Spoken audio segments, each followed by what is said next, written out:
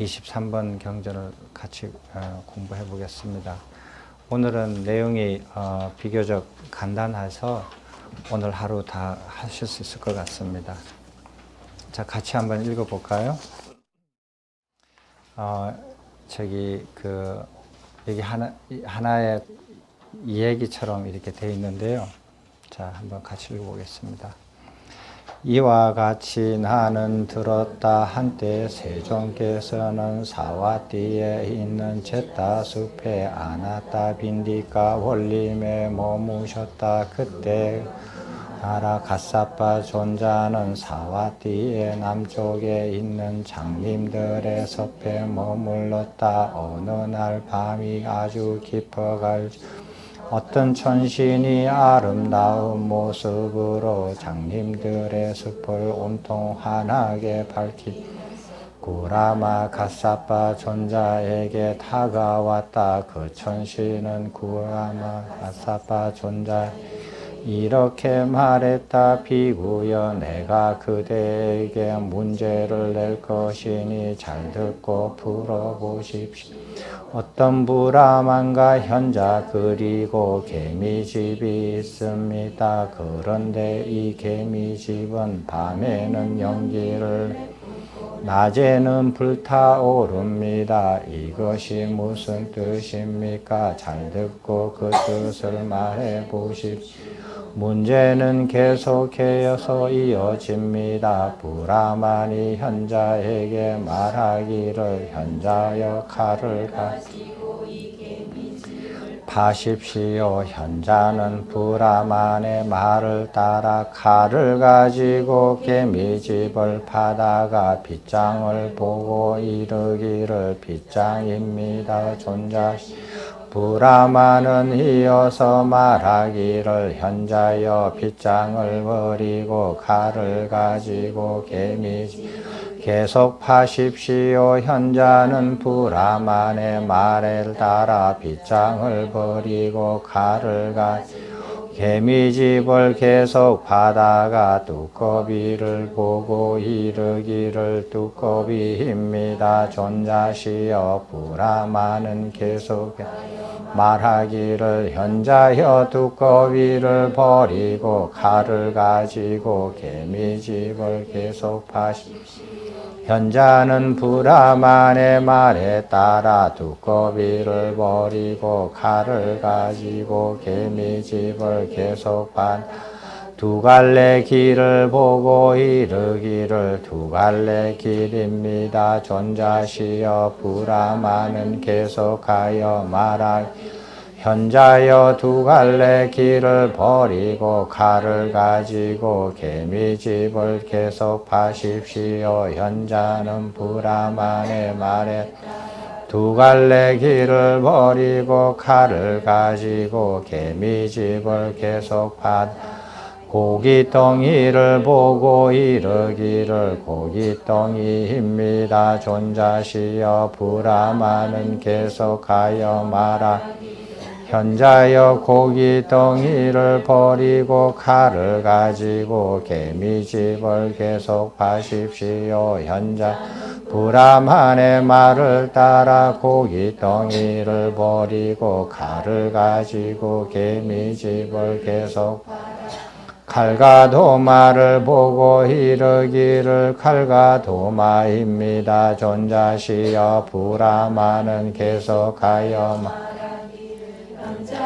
칼과 도마를 버리고 칼을 가지고 개미집을 계속 파십시오. 현자는 브라만의 말에 따라 칼과 도마를 버리고 칼을 가지고 개미집을 계속 파다가 채를 보고 이르기를, 채입니다. 존자시 브라만은 계속하여 말하기를, 현자여 채를 버리고 칼을 가지고 개미집을 계속 파십시오. 현자는 브라만의 말에 따라 채를 버리고 칼을 가지고 개미집을 계속 거북이를 보고 이르기를 거북이입니다. 존자시여 브라마는 계속하여 말하기를 현자여 거북이를 칼을 가지고 개미집을 계속하십시오. 현자는 브라만의 말에 따라 거북이를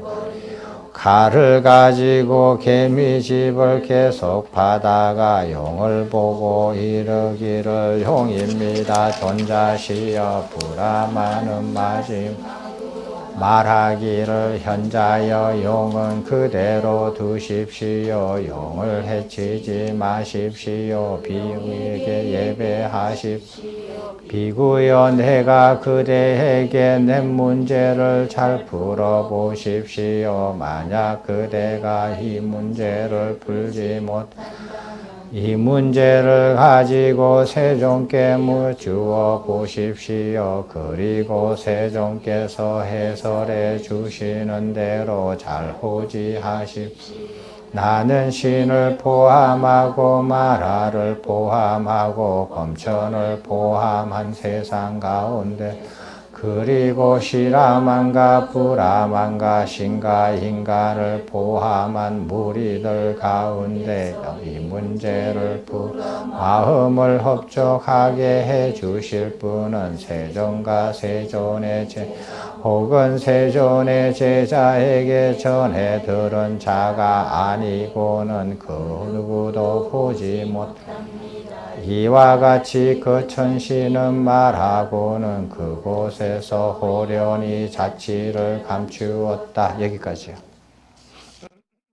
잠시 쉬었다가 갑시다. 자, 문제를 봤습니다. 문제를 풀어보세요. 그게 무슨 뜻입니까?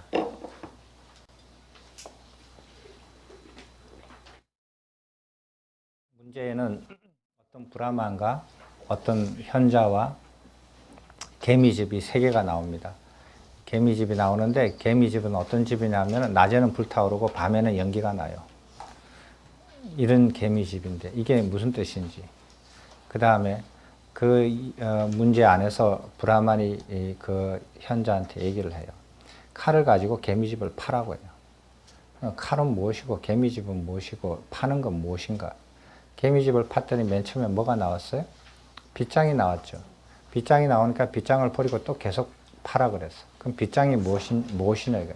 계속 파니까 뭐가 나왔죠? 두 번째로는 두꺼비가 나왔어요. 그러니까 두꺼비가 나오니까 두꺼비도 버리라 그러고. 그 다음에 또 파니까 뭐가 나왔어요?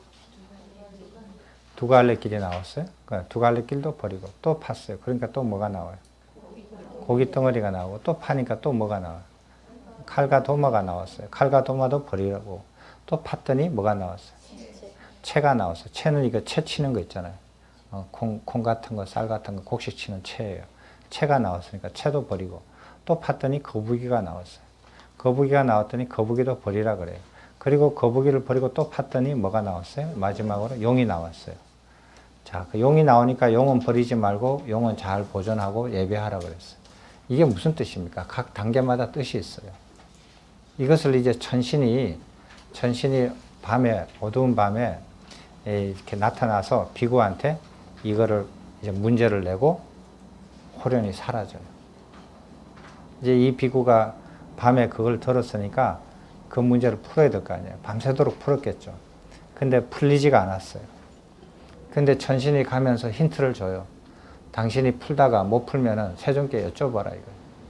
세존 말고 이 문제를 바르게 푸는 사람은 이 세상 어디에도 없다 이거예요. 다른 천신이 와도 못 푼다. 그러니까 못 푼다면은 반드시 세존께 가서 여쭤봐라. 이 사람이 밤새도록 생각을 해보니까 도저히 풀리지가 않아. 그래서 아침 일찍 세존께 찾아갑니다.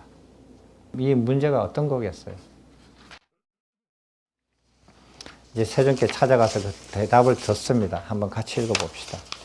세존께서는 어떻게 이 문제를 풀었는지.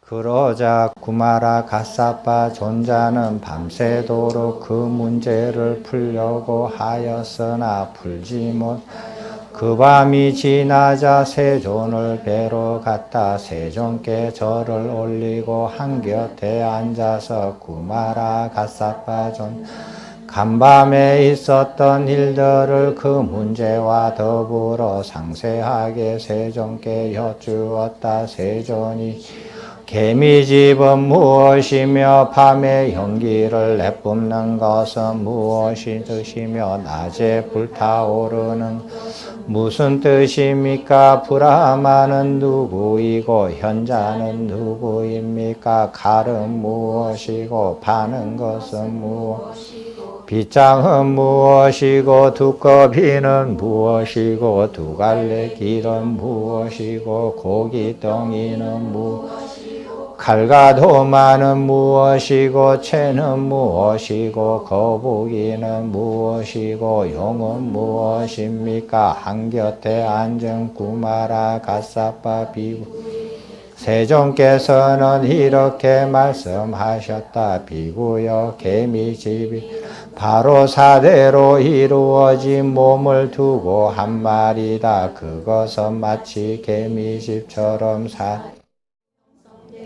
부모에서 생겨났고 단식으로 축적되었으며 무상하고 파괴되어 분쇄되고 분해되기 마련이다. 낮에 행한 신구의 사명에 대해 밤에 되새겨 사유하고 가래하는 밤에 연기를 내뿜는 것이다. 밤에 탐진치로 사유하고 가래한 것을 신구의 사명으로 행위하는 것이 낮에 불타오르는 것이다. 불아마 번뇌를 제거하고 바르게 원만하게 깨달은 혈애를 두고 하는 말이다. 현자는 비구를 두고 한 말이다. 칼이란 대상을 있는 그대로 관찰 선명하게 알아차리는 것을 두고 한 말이다. 파는 것은 불퇴전에 바른 노래 두고 한 말이다. 빗장이란 무명에 의한 사견을 두고 한 말이다. 빗장을 열어 제치라는 열애의 가르침을 바르게 이해하여 정견을 갖추어 사견으로 갇혀 벗어나라는 것이 그 질문의 뜻이다. 두꺼비는 아기를 두고 한 말 두꺼비를 버리는 것은 아기를 여희라는 뜻이다. 두 갈래의 길은 무명의 의심을 두고 한 말이다. 두 갈래의 길을 버리는 것은 정사유를 갖추어 무명의 의심을 제거하여 혈반으로 나아가는 길이 혼란스럽지 않도록 하는 것이다. 고기덩이는 감각적 욕망을 두고 한 말이다. 예를 들면 까마귀 한 점을 물고 날아갈 때 다른 굶주린 까마귀들이나 독수리들이 그 까마귀나 매를 발견하고 뒤쫓아 날카로운 부리와 발톱으로 그 까마귀나 매를 쪼아대고 핥힌다면 까마귀나 매는 물고 가 그 고기덩이 한 점을 헐렁 놓아버리지 않는다면 그 까마귀나 매 그것 때문에 죽음에 이르기도 하고 죽음에 머무가는 고통을 당하게 될 것이다. 이와 같이 고기덩이에 비유된 감각적 욕망을 여의지 않는다면 많은 괴로움과 재만과 재난을 이것이 고기 덩어리를 버리는 뜻이다. 칼과 도마는 5가지 감각적 욕망을 두고 한 말. 예를 들면 살아있는 생선이나 짐승들을 도마 위에 올려놓고 칼로 자르고 그 생선이나 짐승은 죽음에 이르러 죽음의 고통을 당하게 될 것이다. 아니 빛소신으로 색성양미촉의 달콤함과 감미로움을 탐닉하는 5가지 감각적 욕망은 살아있는 도망내는 칼과 도마와 같아. 이와 같이 욕망을 여의지 않는다면 많은 괴로움과 절망과 재난을 초래한다. 이것이 칼과 도마를 버리는 죄는 6가지 장애를 걸러내는 것을 두고 한 말이다. 감각적 욕망, 악의 햇대와 혼침 들등과 의심이 곧 5가지 장애이다. 불필요한 이물질을 채로 걸러내듯이 5가지 장애를 제거하는 뜻이다. 거북이는 치착의 대상인 오혼을 두고 한 말이다. 세곤, 수곤, 상혼, 해곤, 시곤이 곧 오혼. 마치 거북이와 머리와 네 발의 5 부분으로 살아가듯 중생은 오온으로 살아간다. 사대와 사대로 이루어진 진색을 두고 이것은 나의 것이다. 이것은 나의 몸이다. 이것은 나의 자아다고 여긴다. 정신적, 육체적 괴로움, 즐거움, 괴롭지도 즐겁지도 않음에 두고 이것은 나의 것이다. 이것은 나의 느낌이다. 이것은 나의 자아다고 여긴다. 형상화와 언어화를 옳음과 그름 등으로 분류하고 범주하는 인식을 두고 이것은 나의 것이다. 이것은 나의 자아다고 여긴다. 해야 하는 행과 하지 않아야 하는 행으로 인식. 이것은 나의 것이다. 이것은 나의 행위다. 이것은 나의 자아다고 비교하고 분별하는 의식 활동을 두고 이것은 나의 것이다. 이것은 나의 분별이다. 이것은 나의 자아라고 이와 같은 색수상 행식의 5가지가 누적되고 축적되어 오온이 되고 이러한 오온이 욕구의 오치온이 된다. 오치온은 점차적인 욕구 성취 과정에서 스스로 자기 동일시함으로 자아형 바탕이 된다. 이렇게 형성된 자아로서 살아간다. 이렇게 형성된 자아로 살아 유의계를 벗어나지 못한다. 따라서 거북이를 버리라는 것은 이렇게 형성된 자아로 살아가지 않아야 이렇게 하기 위하여 오온을 버려야 한다. 오온은 나의 것이 아니며 나의 색수상 행식이 나의 자아가 아니기 때문이다. 이것이 거북이를 버리는 뜻이다. 용은 모든 번뇌를 모든 할 일을 다해 마치 무학의 비구를 두고 한 말이다. 마치 여의주를 입에 물고 승천하는 자제로 혈반에 들어 머무는 아라한에게 응당히 예배하여야 한다는 뜻이다. 세존께서는 이와 설하셨다. 구마라 가사파 존자는 흡족한 마음으로 세존의 말씀을 크게 기뻐했다. 읽으니까 이해가 다 되시죠? 어떻습니까? 그 문제 푼 게 해결이 돼요? 문제가 문제 같았어요?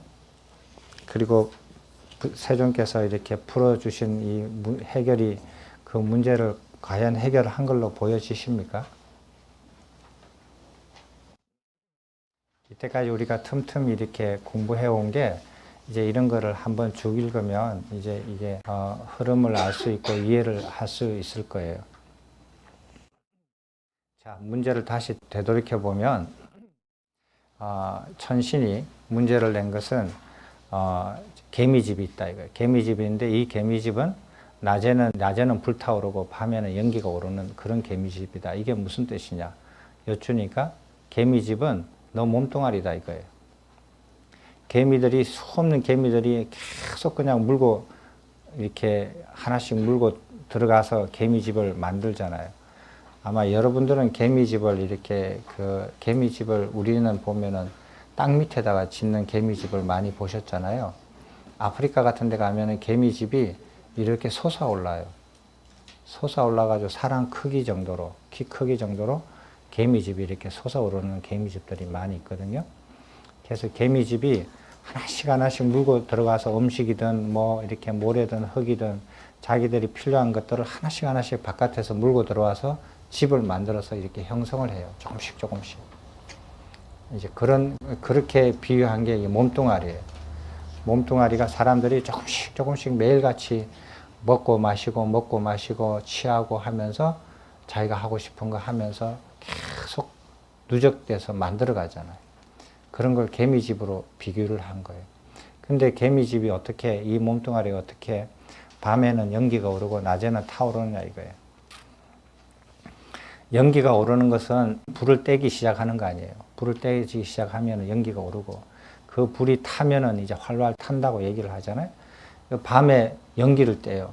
이제 장작을 넣고 불을 떼는 것과 같아요. 밤에 뭐 하느냐? 밤에 낮에 했던 것들을 곱씹는 거예요. 뭐를 생각을 하는 거예요. 저 사람이 이 말했지, 저 사람이 나한테 이렇게 대했지, 뭐 무슨 일이 있었지, 내가 뭐 이렇게 무슨 계약을 맺었지, 뭐를 하려고 했는데 못했지, 됐지, 모든 이렇게 밤에 이렇게 몸을 들어 누워서 잠자기 전에 그 생각들을 잠자고서도 해요. 꿈을 꾸면서도. 계속 되씹어요. 곱씹어요. 낮에 했던 생각과 행동들에 대해서. 곱씹으면서 그리고 내일은 그러면 더 잘해야지, 이렇게 해야지, 저렇게 해야지 생각을 또 일으켜요. 이것이 밤에 연기가 난다라고 표현한 거예요. 사람들이 그렇게 살잖아요. 낮과 밤을. 그리고 이제 그렇게 곱씹으면서 밤에 연기가 무럭무럭 나요. 근데 해가 뜨면은 그 다음에 그 곱씹은 그 생각으로 다시 나가서 움직여요. 신구의 사명을 계속 움직여요. 움직이니까 그 불이 타오르는 거라고 비유를 해요. 그래서 그 문제 안에 있는 브라만과 어떤 현자가 있는데 브라만이 그 현자한테 문제를 줘요. 칼을 가지고 개미집을 팔아. 그러니까 개미집이 내 몸뚱아리고 그 다음에 내가 밤에는 연기가 오르고 낮에는 불타오르는 그런 개미집을 가지고 있구나. 내가 그렇게 사는 모습을 내가 보는 거예요. 그런 게 나를 봤으니까. 그럼 이제 그 개미집을 팔아. 파는 칼로 팔아. 이건 또 무슨 뜻이냐? 파라고 하는 것은 불태전에 끊임없는 노력을 뜻하는 거예요. 파는 것은. 칼은 무엇이냐? 칼은 무엇이냐 하면은 의지예요. 열의. 의지를 가지고, 열의를 가지고, 근데 그 의지가 어떠냐면은 칼처럼, 쇳덩이처럼 굳건하고, 날카롭고,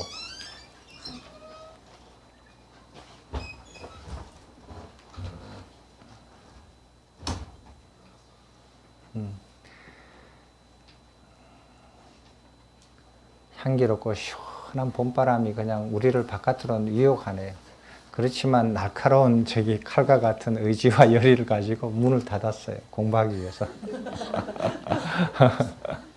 그 칼이라는 것은 의지와 열의를 가지는 건데 칼처럼 굳건하고 쇳덩이처럼 굳건한 열의를 가지고 의지를 가지고 그 칼끝이 날카롭지 않습니까? 그렇게 날카로운 의지를 가지고 계속 파는 거예요. 판다라는 것은 그 물러서지 않는 정진을 말하는 거예요. 그렇게 해서 자기 몸을 계속 노력을 해서 팠더니 그랬더니 뭐가 나왔냐면 빗장이 딱 나왔어요. 첫 번째, 빗장을 풀어 제껴라. 이거. 풀어서 버려버려라. 그 빗장이라는 게 뭐냐 하면은 팠더니 그 연기가 나고 불타오르는 그 내 몸을 파봤더니 거기에는 사견으로 내 생각으로 내가 갇혀서 살아 있는 것을 봤다 이거예요. 내가 맨 처음에 그걸 봤다 이거예요. 내 고집대로, 내 습관대로, 내 생각대로, 내 철학대로, 내 마음대로, 내 성향대로, 취향대로 그렇게 살아왔던 것들이 딱 보인다 이거예요. 그것을 벗겨서 버리라는 거예요. 무엇으로? 부처님의 가르침을 바르게 이해하는 것으로.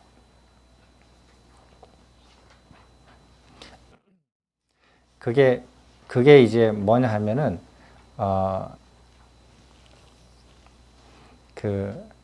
이제 그 빗장 안에 갇혀져 있는, 빗장 안에 가두어져 있는 자기 자신을 버리고 빗장을 열어 제껴서 그것을 벗어난다라는 것은 이제 그 진리의 세계를 찾아 들어가기 시작한다는 뜻이에요.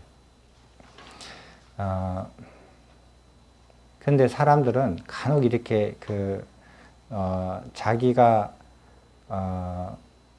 정확하게 모르고 빗장 안에서 빗장을 또 벗겨버려요. 빗장 안에서 자기가 따로 빗장을 만들어가지고 빗장을 또 벗겨버렸다고 생각을 하는 사람들도 있거든요. 근데 자기는 빗장을 벗어버렸다고 생각하는데 바깥에 있는 사람을 보면은 빗장 안에서 지가 빗장을 또 만들어 놓고 그 빗장을 벗었다고 주장하고 사는 거예요. 그러면은 이제 나올 길이, 그 빗장을 벗어나는 방법이 없죠. 자기는 벗어났다고 생각하니까. 그래서 도인들이 많아요. 보면 세상에. 빗장을 벗어서 나는 자유롭게 산다, 도인이다라고 주장하는 사람들이 되게 많아요. 예를 들어서 우리가 어제 진리에 대해서 공부를 했죠. 진리라는 것은 절대성, 보편성, 필연성, 그리고 부처님의 진리는 그 위에다가 영원성까지 포함이 되어 있어요. 이렇게 이제 이런 것들을 포함을 해야 되는데 사람들은 그런 것들에 대해서 잘 이해를 못 하거든요. 잘 이해를 못하고 무엇이 절대성이 무엇인지도 잘 모르고 보편성이 무엇인지도 모르고 필연성이 뭔지도 잘 모르면서 자기는 이것이 진리라고 생각을 한다고 얘기를 해요. 예를 들어서 어떤 음악가나 그림을 회화 유명한 예술가들은 보면 그 사람들 보고 너 돈 벌려고 예술하니? 안 그렇다 그래요. 자기는 뭐를 추구하느냐 그런다면 절대 미를 추구한다 그래요. 다 역사적으로 훌륭한 음악가나 예술가들, 조각가들 이런 사람들은 보면 다 절대미를 추구를 했거든요. 근데 그거는 엉뚱하게 가는 거예요. 왜냐하면은 절대라는 말을 이해를 못한 상태에서 자기가 취향이 좋고 취향에 맞고 성향에 맞는 자기가 좋아하는 것에서 거기에서 절대성을 추구하는 거예요. 아름답고 추하다. 이거는 절대적인 어휘가 아니에요. 절대성을 논하는 어휘가 아니에요. 이거는 상대적인 거예요. 인간에 의해서 만들어진 상대적인 거거든요. 상대적인 거에서 절대적인 걸 찾으면은 그거는 백날 찾아도 안 찾아져요. 그래서 아름다운 절대미, 절대적인 아름다움 이런 거는 어휘 자체가 틀려요.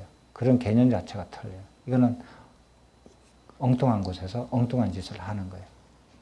이런 것들을 많이 해요. 그래서 진리라는 거, 진리는 그 세 가지가 포함이 됐다 그랬잖아요. 포함이 되어 있는데 이런 거를 진리를 잘 모르고 자기가 주장을 하는 거예요. 이런 게 진리다라고 주장을 하거든요. 근데 그 진리에 무엇이 진리라고 한다면은 이 세 가지가, 최소한 세 가지가 그런 성격이 내포되어 있다는 것을 확인도 안 하고 자기가 주장을 해요. 나는 이게 진리라고 말을 하거든요. 그래서 그런 거를 들어보면은, 그런 것들이 갖춰지지 않는데 자기가 계속 말로만 주장을 하는 거예요. 예를 들어서 한번 볼까요? 이런 말을 가끔 이렇게 제가 보고 듣고 하면서 그거 학교를 다녔는데, 뭐 군데군데 막 듣고 봤어요. 진리가 너희를 자유케 하리라. 이렇게 돼 있거든요. 이건 진리가 아니에요. 왜 그런지 알았어요? 진리는 절대성이 포함이 되어 있고 보편성이 있고 필연성이 있는데 진리는 인간이 자유롭고 구속된 거에 관심이 없어요. 관여를 안 해요. 그게 진리예요. 관여를 하면은 그거는 상대적인 게 돼버려요. 핵폭탄은 인류가 번영을 하든 멸망을 하든 관여를 안 해요. 핵폭탄 이 기술로서 인류가 멸망을 하는 것과 혹은 번영을 하는 것, 핵발전기를 이용하고 그 기술을 이용해서 번영을 할 수 있는 것은 인간의 관심사지 핵이 폭발하는 거에 관심사가 아니에요. 그래서 진리가 인류를 자유케 한다든지 구속하게 한다든지 이런 게 관련되어 있는, 이런 데 관심이 있는 진리라는 것은 그거는 이미 절대성을 잃어버린 거예요. 보편성도 잃어버린 것이고. 그래서 이런 조건 하에서 이런 조건을 만족하는 사람은 이렇게 되고, 이러이러한 조건을 만족하지 않는 사람은 안 된다. 예를 들어서, 부자는 지옥에 가고, 가난한 사람은 천당에 간다. 이런 말도 안 맞는 거예요. 그건 보편성의 원리에 안 맞아요. 진리가 가지고 있는 보편성에 안 맞아요. 그런 말은 다 상대적인 사유에서 나온 말들이지 진리적인 입장에서 말되어진 말이 아니에요. 그래서 그런 것들을 이제 여러분들이 진리를 공부하시다 보면 들으면 그 즉각 아셔야 돼요. 저건 절대성을 갖춘 내용이다. 갖추지 않는 내용이다. 즉각 아셔야 돼요. 그 구질구질하게 말할 필요가 없어요. 들으면 즉각 아셔야 돼요. 말싸움 할 필요도 없고요. 그냥 모르고 있는 거예요. 진리라는 게 뭔지. 예를 또 하나 더 들어볼까요? 어제 우리가 공부하면서 태어나면 반드시 죽는다. 이건 진리라 그랬죠. 그건 진리 맞아요. 근데 예를 들어서 물은 아래로 흐른다. 이건 진리예요, 진리 아니에요?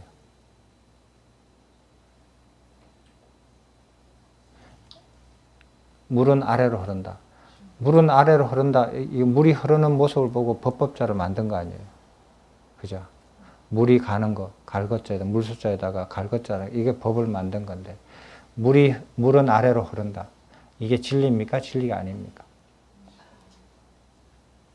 진리가 맞다고 생각하는 사람 손 들어 보시고, 진리가 아니라고 하는 사람은 덜 준비를 하세요. 뭐라 그랬어? 진리라고 생각하는 사람 손 들어 보세요. 네 분. 근데 왜 이렇게 들어요? 크게 들지? 그 다음 진리가 아니라고 생각하는 사람 손 들어봐요. 셋, 넷. 여기는 누가 있어요? 다섯. 비슷하네. 조금 많네. 우리가 진리다, 진리 아니다를 판단할 때 주장으로 판단하는 거 아니에요. 그 사람이 잘생겼다고 해서 진리고, 못생겼다고 해서 진리 아니에요. 진리할 때, 그 내용에 절대성이 있는가, 보편성이 있는가, 필연성이 있는가, 이것을 보셔야 돼요. 근데 이런 말을 딱 들으면 태어나면 반드시 죽는다. 이런 거는 진리가 맞는데, 근데 물은 아래로 흐른다 하는 것은 그게 상대적인 개념이 들어가 있어요. 그 말 안에. 그죠? 아래 위라는 것은 인간이 상대적으로 정해놓은 개념이지 절대적인 개념이 아니에요. 그래서 뉴턴의 만륜력 법칙에 보면, 그게 보면은 그 한 문장 안에 상대적인 어휘가 하나도 없어요. 상대적인 말이 없어요. 상대적인 개념이 하나도 안 들어가요. 상대적인 개념이 딱 들어가면은 그거는 법이 안 돼요. 진리가 안 돼요. 예를 들어서 두 물질 M1, M2 이렇게 됐는데 깨끗한 두 물질 M1, M2 이렇게 하면은 그건 이미 물 건너 가버린 거예요. 예. 그럼 틀리잖아요. 그럼 절대성도 안 되고 그 다음에 보편성이 안 되죠. 상대적인 개념이 이미 들어갔으니까. 그래서 그런 세상으로 나아가는 거예요. 나아가니까 빗장을 풀고 나아간다라는 것은 자기의 이 상대적인 사유의 세계에서 갇혀져 있는 것으로부터 절대적인 진리의 세계로 나아갈 때 상대적인 개념, 잘났다, 못났다, 옳다, 그르다, 예쁘다, 안 예쁘다, 잘한다, 못한다, 이런 거 있잖아요. 이런 건 다 상대적인 개념이거든요. 이런 거 안 따지잖아요. 사람이 많다, 작다. 이런 거. 다 상대적인 개념이거든요. 이런 개념에 안 휘둘려요. 빗장을 풀어서 넘어가면. 그 다음부터는 절대적이고 보편적이고 필연적인 거.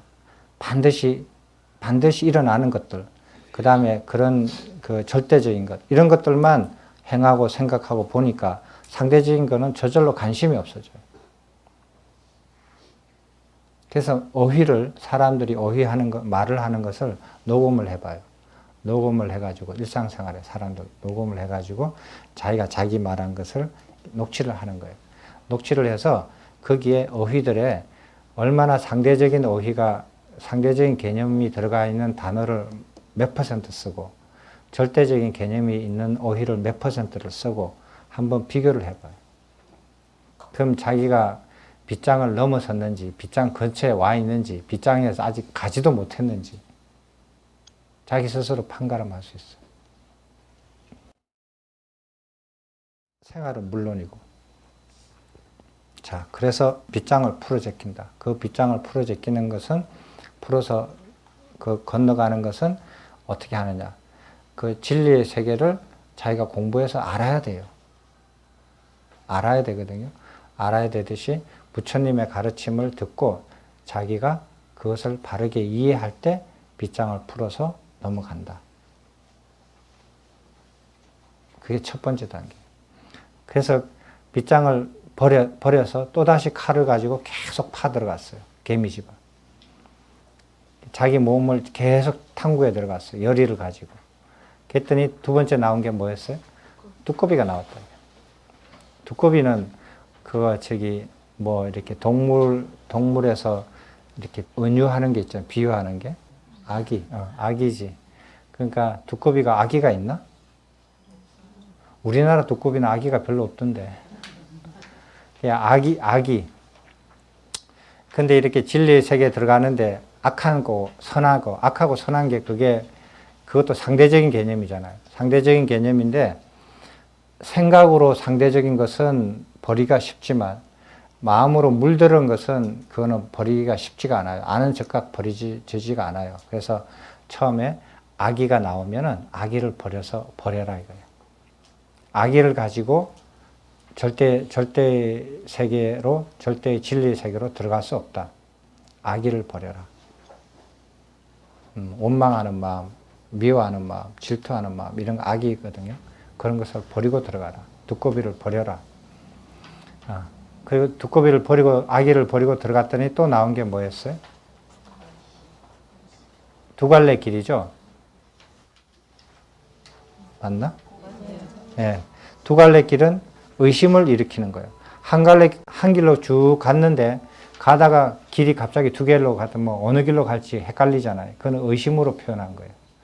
의심이 나면은 가다가도 돌아서 갈 수도 있고, 옆길로 셀 수도 있거든요. 의심이 없으면 쭉 가는데, 그래서 의심을 일으키는데 이 의심은 근본적인 무명에서 일어난 의심이에요. 그래서 의심을 없애라. 의심을 없애기 위해서는 더 바르게 철저하게 이해를 해야 되거든요.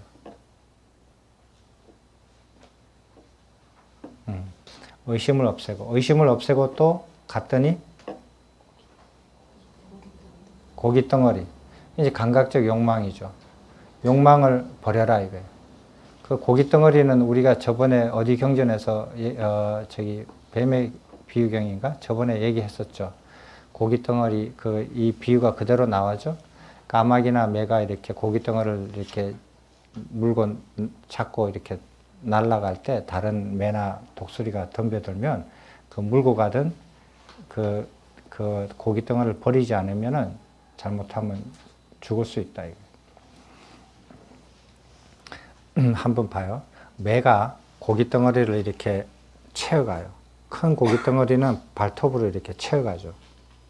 작은 거는 입으로 물수고 갈 수도 있어요. 날벌레 같은 것들. 물고 간단 말이에요. 그럼 똑같은 매가 날아와요. 그리고 그 매를 공격을 해요. 그러면은 자기가 물고 가던 그 고깃덩어리나 채워가던 고깃덩어리를 왜 버려야 돼요?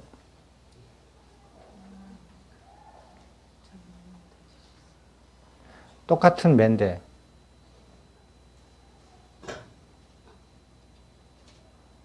그러면 상대 매가 나를 막 공격을 해요. 공격을 하는데 같은 매인데 왜 내가 당해요?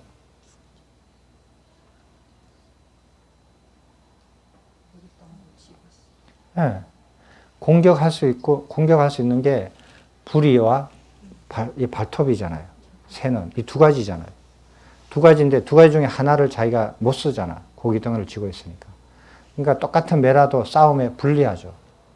내가 공격 수단의 절반을 못 쓰고 있잖아. 그러니까 똑같은 매라고 공격을 해도 내가 못 당하는 거예요. 그런데 내가 그걸 놔버리는 순간 동등해지죠. 그러니까 상대방이 나를 공격 못 하는 거예요. 내가 다치면 상대도 다치니까. 그러니까 놔버려야 되는 거예요. 근데 사람은 지고 도망가잖아요. 안 놓고 도망가도 되잖아요. 손발이 분리가 되어 있으니까. 그래서 그 고기 덩어리에 비유된 것은 그것은 감각적 욕망을 뜻한다. 그리고 그 밑에 그 고기 덩어리를 버리고 갔더니 칼과 도마가 나왔다. 칼과 도마는 저번에 우리가 얘기했지만 5가지 감각적 욕망을 말을 하는 거였어요. 그 5가지 안이빛을 신으로 이렇게 그 지각하는 색성량 미촉 이것이 다 자기를 자르는 자기 몸을 토막내는 그 칼과 도마와 같은 거다. 이렇게 비유한 것을 우리가 공부를 했었죠. 그래서 그 칼과 도마를 버려야 된다. 그 칼과 도마를 버렸더니 그 다음에는 뭐가 나왔어? 채가 나왔다. 채는 이렇게 뭐를 걸러서 이렇게 버리는 거잖아요. 걸러서 버리는데 무엇을 채치라는 소린가? 그거는 오개를 채쳐서 버리라는 거예요. 오개는 감각적 욕망, 악의, 의심, 그 다음 해태와 혼침, 또 뭐였죠? 들뜸과 후회. 이제 5가지 이것을 채쳐서 버리라는 거예요. 그래서 오개를 다 벗어버리면 그 다음에 채를 버렸더니 그 다음에 나온 게 거북이에요. 거북이는 딱딱한 덩어리에 목하고 발 4개가 들어갔다 나왔다 하면서 살잖아요. 그래서 이건 오온을 비유한 거예요. 5가지 색수상 행식 이 5가지 오온을 거북이에 비유했는데 그 오온을 넣고 빼고 이렇게 쌓으면서 먹고 사는 게 인간이니까. 그래서 그 오온을 버리는데 그 오온을 버리는 것은 몸이 내게 아니다. 나의 몸이 아니다. 몸이 나의 자아가 아니다. 이렇게 알아라는 거예요. 느낌이 나의 것이 아니고 나의 느낌이 아니고 느낌이 내 자신이 아니다. 이렇게 확실히 알고 버리라는 거예요. 색수상 생각이 나의 것이 아니고 나의 생각이 아니고 그 다음에 생각이 내 자체가 아니다라는 거예요. 내 자신이 아니라는 거예요. 그렇게 버리고 그 생각으로 짓는 결정해서 몸으로 움직이는 이런 것들 다 나의 것이 아니고 나의 행이 아니고 행이 곧 나가 아니다 라고 아셔야 된다. 알고 버리라는 거예요.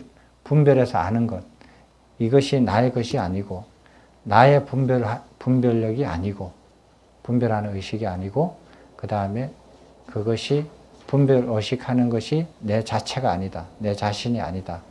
그래서 버린다.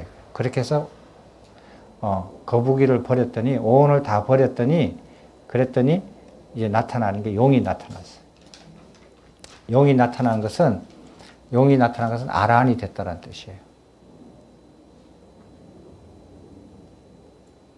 됐어요? 이게 이제 천신이 낸 문제고 그 천신이 낸 문제를 이 비구 스님이 밤새도록 못 풀어가지고 부처님께 여쭈었더니 부처님께서 풀어주신 거예요.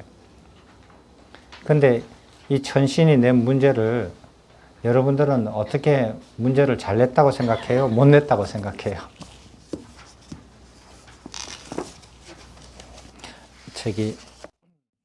그 천신이 문제를 잘 낼 수도 있고 혹은 잘 냈는데 구전이 되면서 조금 차례가 흐트러졌을 수도 있고 하니까 어떻게 된지는 모르겠지만 지금보다는 우리가 이제 이해하고 있는 것은 지금 이 차례보다도 더 정밀하게 알고 있어요. 자, 빗장을 풀 때, 어떻게 풀어야 되느냐 하면, 빗장을 풀 때 우리는 의심이 같이 풀어져야 돼요. 빗장이 풀 때. 그 빗장 안에 두 갈래 길이 아예 그냥 빗장을 풀고 나서면서 아예 두 갈래 길이 없어져야 돼요. 의심이 없어져야 돼요. 그죠? 그리고 빗장을 풀고 나서면은, 악의를 먼저 버리는 게 아니라 감각적 욕망을 먼저 버려야 돼요. 빗장을 풀고 나서면은.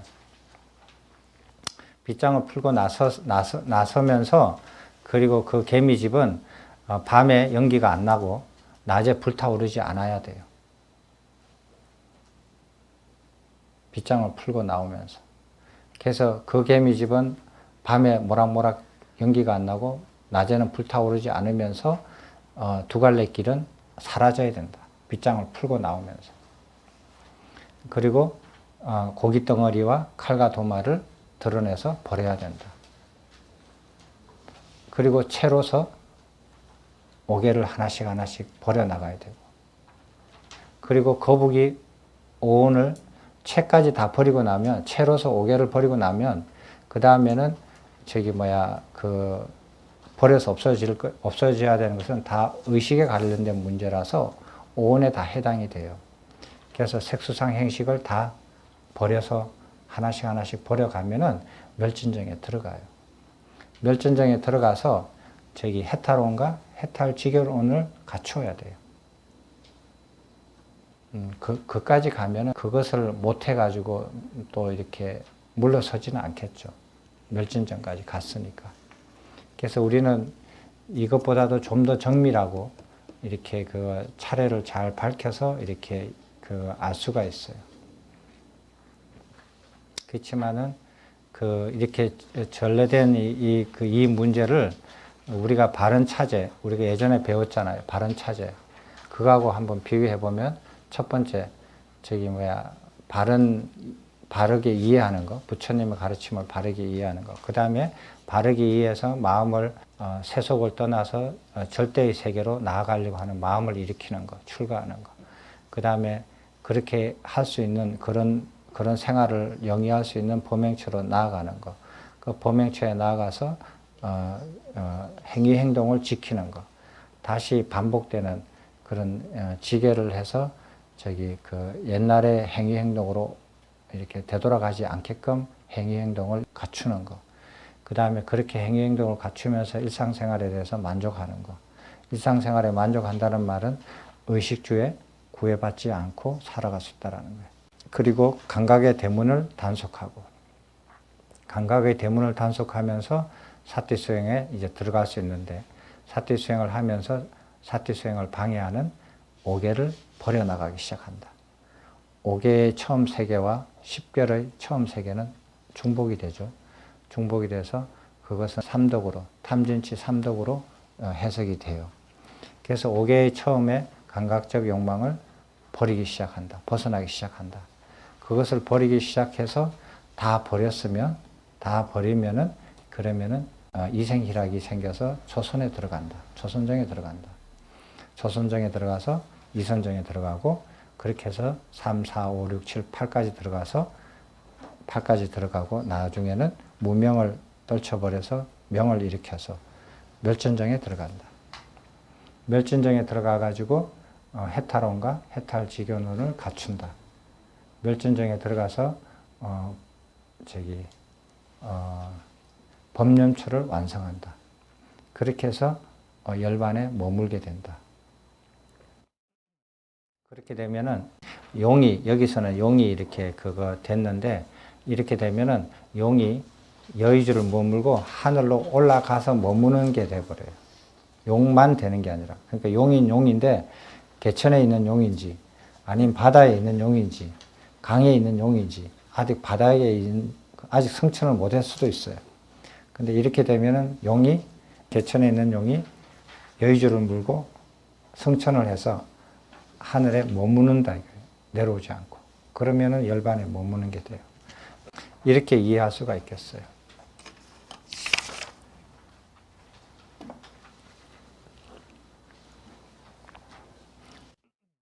틈틈이 공부한 걸 가지고 이제 이런 거를 읽으면 이제 재미납니다. 하나씩 읽어보시면. 질문 있어요? 여러분은 이제 칼로서 칼을 쥐고 개미집을 계속 파들어가니까 빗장을 봤어요? 빗장이 보이던가요? 그래서 요즘은 이제 밤에는 연기가 안 나요? 낮에는 불 안 타요? 예? 아니면 낮에는 불타오르고 밤에는 연기가 모락모락 오르는 불타오르는 정열로 살아요? 예? 오늘 이제 이렇게 점심 드시고 집에 가시면서 버스 타고 지하철 타고 가면서 그래요. 아, 저 사람은 불타오르구나. 저 사람은 불타오르게 다니고 있구나.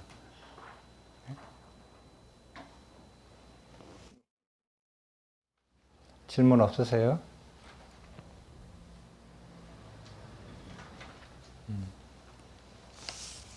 그래서 빗장을 풀어서 던져버리고 그 개미집에서 밤에 연기가 안 올라오고 낮에는 불만 안 타도 그게 어디예요? 그까지만 해도. 자, 질문 없으면은 그 향기롭고 시원한 그 봄바람이 부는 그 바깥으로 제가 보내드릴게요. 다른 질문 없었어요? 없으면 마칠까요? 네.